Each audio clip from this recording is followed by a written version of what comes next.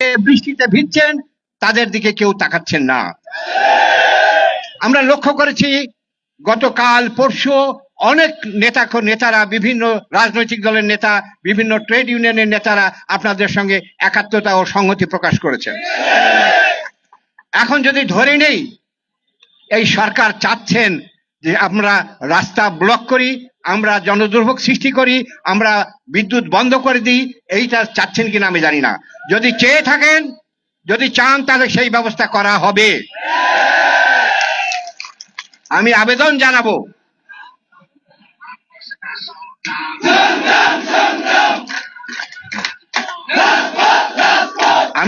জানাবো যে এই ধরনের কর্মকাণ্ড এই পল্লী বিদ্যুৎ সমিতি করে না। সুতরাং অনতি বিলম্বে, 8 দিন হয়ে গেছে, অনতি বিলম্বে আপনারা এদের 7 দফা দাবি মেনে নেন। যে সমস্ত শ্রমিক কর্মচারী কর্মকর্তাদেরকে চাকরিচ্যুত করা হয়েছে তাদেরকে অবিলম্বে চাকুরিতে ফিরিয়ে দেওয়া হোক। যাদেরকে সাসপেন্ড করা হয়েছে তাদের সাসপেনশন উইথড্র করা হোক। আমরা জানতে পেরেছি এখানে 8 জন ডিপ্লোমা ইঞ্জিনিয়ার আছেন এই চাকুরিচ্যুতির মধ্যে। আমরা সারা দেশের ডিপ্লোমা ইঞ্জিনিয়ারদের জন্য কাজ করে থাকি।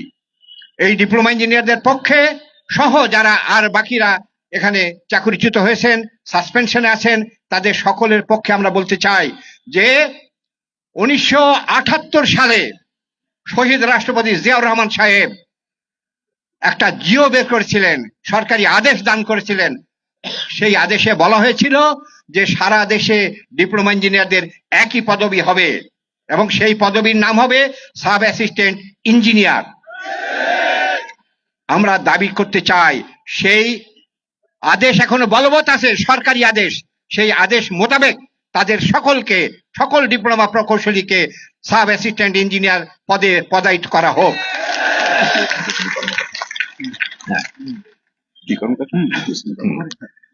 এবং 1994 সালে দেশনেত্রী বেগম খালেদা জিয়া যখন দায়িত্বে ছিলেন, ক্ষমতায় ছিলেন, তখন তিনি এই আরেকটি সরকারি আদেশ জারি করেন।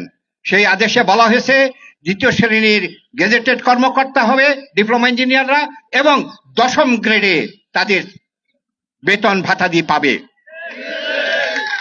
আমরা দাবি করতে চাই এই আরবি প্রশাসন অবিলম্বে এই সকল ডিপ্লোমা ইঞ্জিনিয়ারদের জন্য একইভাবে তাদের 10ম গ্রেডের চাকরি, +2 গেজেটেড অফিসার সহ তাদের সাব অ্যাসিস্ট্যান্ট ইঞ্জিনিয়ার পদবি দেওয়া হোক।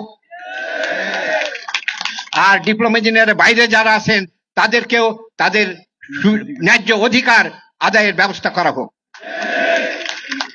সংগ্রামী বন্ধুগণ, আমরা আপনাদের সামনে আর বেশি কথা বলতে চাই না। আমরা খালি বলতে চাই যে আমাদের এই বর্তমান সরকার শ্রমিক কর্মচারী সহ ছাত্র, সারা দেশের ছাত্র জনতার অধিকার আদায়ের যে দাবি ছিল, সেই দাবির ভয়ে যখন শেখ হাসিনা এখান থেকে পালান, তারই ফল আছে এই বর্তমান অন্তর্বর্তীকালীন সরকার। এই সরকারকে বলবো যে আপনারা দয়া করে এই বিষয়টা দেখুন, নইলে যদি কোনো অন্যরকম কোনো কিছু হয় তার জন্য কিন্তু এই সরকার এবং কর্মকর্তারাই দায়ী থাকবেন। আর অনেকেই যারা অস্থায়ীভাবে চাকরিতে আছেন তাদেরকে স্থায়ী করা হোক। আর সবচেয়ে বড় কথা, এখানে বোর্ড আর সমিতি, এই বোর্ড আর সমিতি একীভূত করা হোক এবং এই বোর্ডে যে সুযোগ সুবিধা পাওয়া যাচ্ছে এবং যেগুলো পাওয়া যায় নাই সেগুলো সুযোগ সুবিধা দিয়ে বোর্ডের সঙ্গে এই আরবি সমিতিকে একীভূত করে একই রকম ব্যবস্থা করা হোক।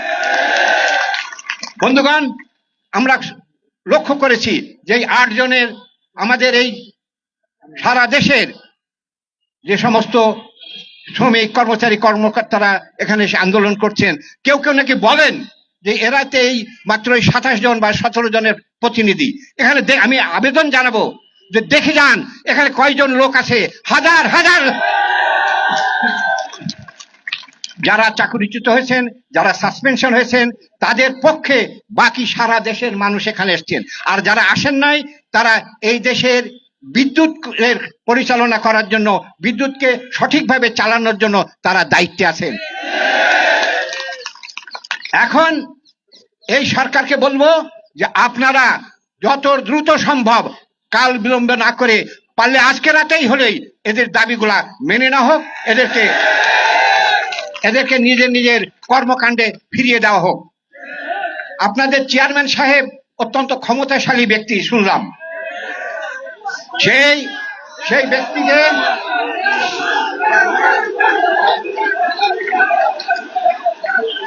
ধন্যবাদ। সেই ব্যক্তিদেরকে বলতে চাই যে কেউ কেউ বলেন উনি নাকি সৎ লোক। আমি বলতে চাই,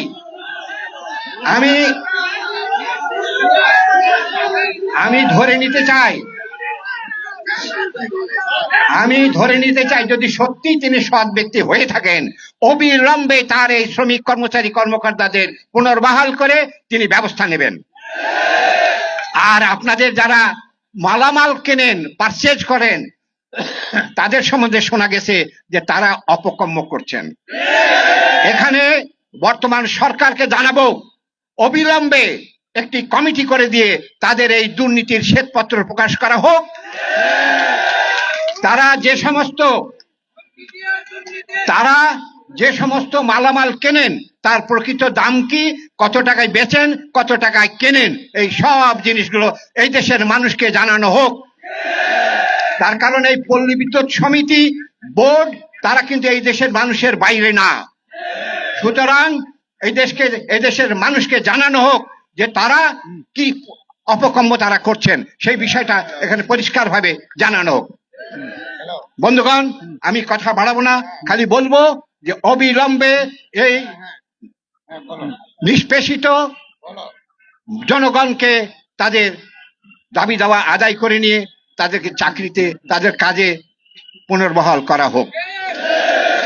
তাহলে আবারও আমরা বলি, আমাদের 8 লক্ষ ডিপ্লোমা ইঞ্জিনিয়ার, 4 লক্ষ ডিপ্লোমা ইঞ্জিনিয়ারিং কোর্সের ছাত্র ছাত্রী, আমরা কিন্তু বসে থাকবো না, আমরাও মার্চ করব। খালি আমরা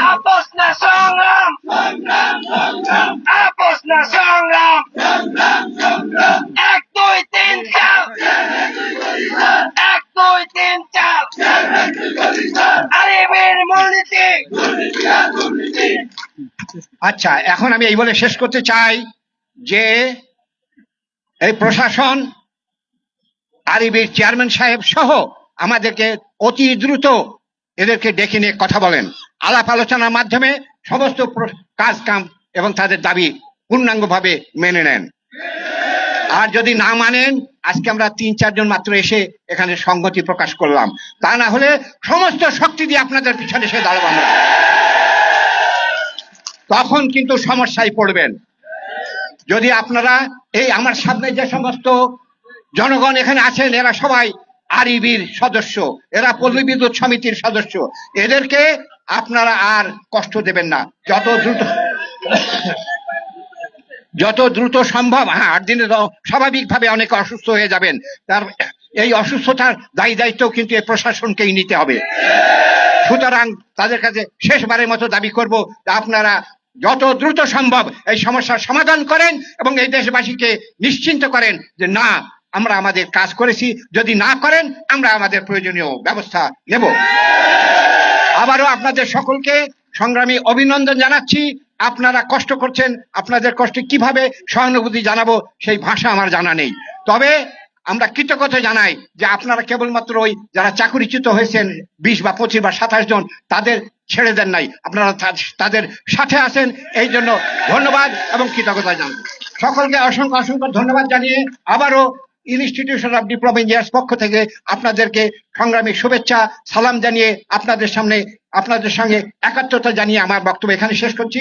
আল্লাহ হাফেজ। বাংলাদেশ জিন্দাবাদ।